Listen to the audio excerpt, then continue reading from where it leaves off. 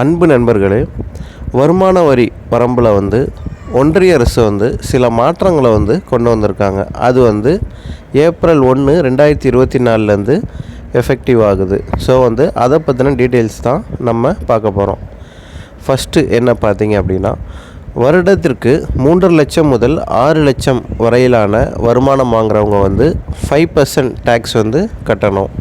அப்புறம் பார்த்தீங்க அப்படின்னா, வருடத்திற்கு 6 லட்சம் முதல் 9 லட்சம் வரை சம்பளம் வாங்குறவங்க 10% டேக்ஸ் கட்டணும்.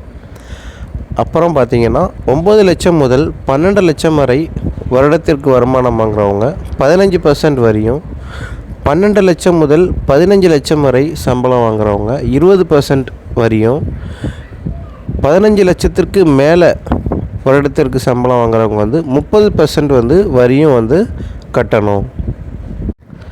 அப்புறம் பார்த்திங்க அப்படின்னா, பெரும் செல்வந்தர்கள் கோடீஸ்வரர்களுக்கு வரி சுமை 37% 25% வரி குறைக்கப்பட்டுள்ளது.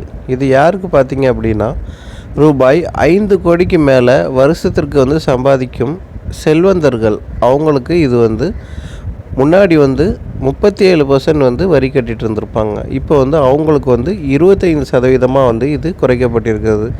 இது செல்வந்தர்களுக்கு தான் இந்த பட்ஜெட் நியாயமாக இருக்கும் அப்படின்னு நினைக்கிறேன்.